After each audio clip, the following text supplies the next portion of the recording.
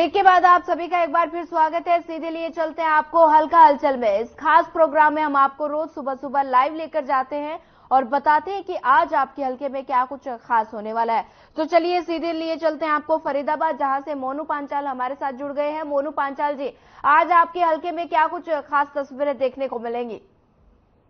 सोनिया, देखिए, फरीदाबाद में हलचल की बात की जाए तो करीब जो है 6 खबरों पर जो है वो हलचल फरीदाबाद में देखी जा रही है। इससे पहली खबर की बात की जाए तो सरकार और राज्य सरकार ने जो है भारत जो यात्रा जो निकाली है, विकसित भारत संकल्प यात्रा को जो हरी झंडी दिखा करके भारत में जो है अलग अलग राज्यों में जो रवाना की है, तो उसको लेकर के फरीदाबाद में भी काफी ये जो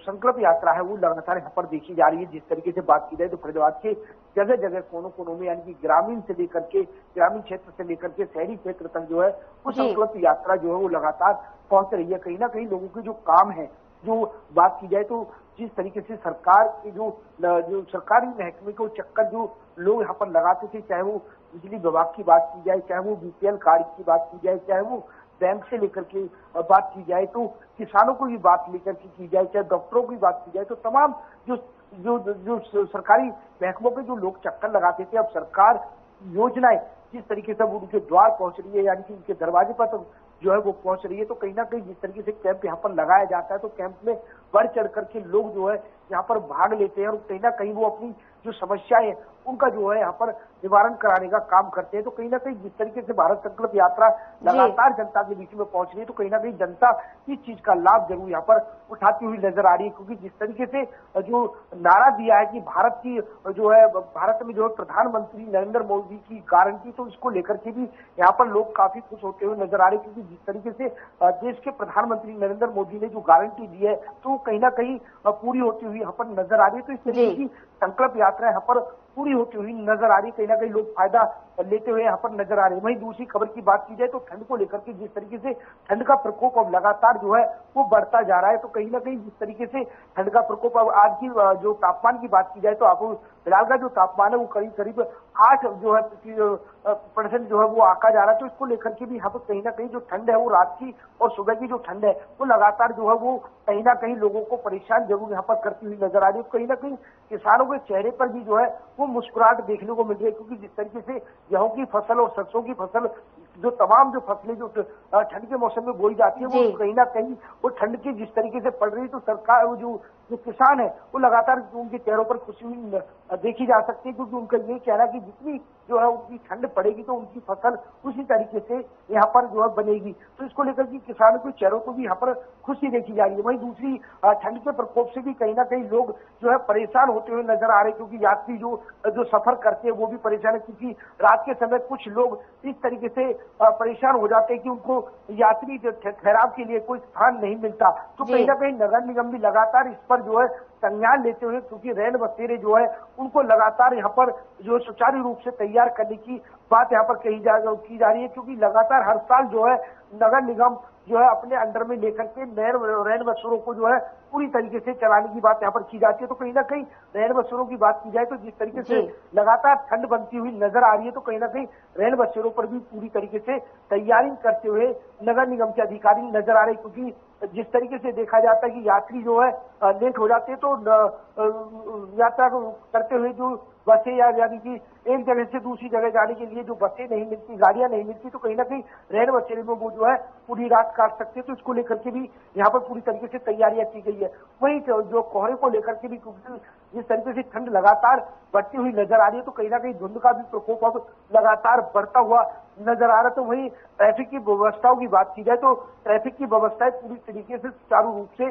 तैयार होती हुई नजर आ रही है। जिस तरीके से बैरिकेडों की बात की जाए तो बैरिकेडों पर लगातार रिफ्लेक्टर जो है वो यहाँ पर लगाए जा रहे हैं। वहीं आवारा पशुओं की गायों की बात की जाए तो उनके जिस्म पर, उनके शरीर पर, कान पर, माथे पर भी वो रिफ्लेक्टर जो है वो यहाँ पर लगाया जा रहा है। तो तमाम जो जिस तरीके से कहीं ना कहीं गाड़ी जो चालक है उनको भी संदेश यहाँ पर ट्रैफिक पुलिस देती हुई नजर आ रही है, और उनकी गाड़ियों पर भी रिफ्लेक्टर जो है यहाँ पर लगाती हुई नजर आ रही है। तो कहीं ना कहीं जिस तरीके से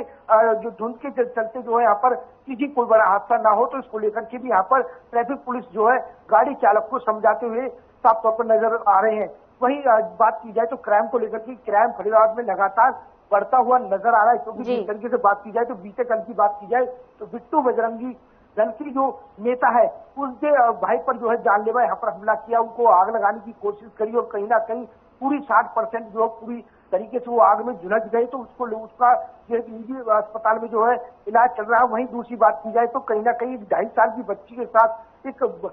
जो है रेप का मामला सामने आया, तो कहीं ना कहीं क्राइम का ग्राफ की बात की जाए तो फरीदाबाद में लगातार क्राइम का जो ग्राफ है वो लगातार यहाँ पर बढ़ता हुआ नजर आ रहा है। जी सोनिया। जी मोनू पांचाल जी, शीतकालीन सत्र की शुरुआत होने वाली है और विपक्ष सरकार को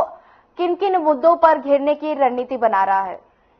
देखिए, जिस तरीके से विधानसभा सत्र जो है शुरू होने वाला है, क्योंकि कांग्रेस ने जो है कांग्रेस पार्टी जो विपक्ष पार्टी है उसने लगातार जो है समय जो है बढ़ाने की यहाँ पर मांग करी थी, तो कहीं ना कहीं बीजेपी के तमाम नेता जो इकट्ठे होकर के मांग पर जो समय बढ़ाने को लेकर के रोक लगा दी गई है और कहीं ना कहीं अब 3 जो है दिन जो है विधानसभा सत्र जो है यहाँ पर रखा जाएगा, क्योंकि आज से शुरू है और उसके बाद में 17 और 18 जो है विधानसभा सत्र चलना है। और उसके साथ ही मैं आपको बता दूं कि विपक्ष जो है वो लगातार यहाँ पर हमला करता हुआ नजर आ रहा है, क्योंकि फरीदाबाद में भी काफी ऐसे अहम मुद्दे हैं जिनको जो है विधानसभा में उठाने का बात की जाएगी, क्योंकि जिस तरीके से हरियाणा के मुख्यमंत्री ने जो है बल्लभगढ़ से पलवल तक के लिए मेट्रो स्टेशन को जो है पहुंचाने की बात करी थी, तो वहां पर भी कोई पिलर वहां पर नहीं रखा गया, कोई नींव नहीं रखी गई है, वो भी यहाँ पर बात विधानसभा सत्र में उठ सकती है। उसके साथ ही मैं आपको बता दूं कि सोनिया 200 करोड़ का मामला भी जो है फरीदाबाद का वो भी विधानसभा सत्र में उठ सकता है, क्योंकि अभी तक किसी भी तरीके से कोई आला अधिकारी को गिरफ्तार नहीं किया गया है,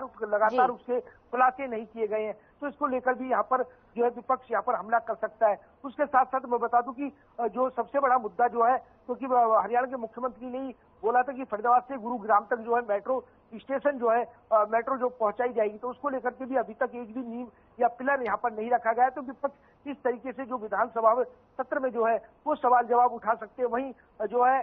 जो फरीदाबाद के जो कांग्रेस NIT विधानसभा के जो विधायक है नीरज शर्मा, वो भी यहाँ पर जो एक कपड़ा त्यागने की बात यहाँ पर कर रहे हैं, क्योंकि उन्होंने कहा कि अगर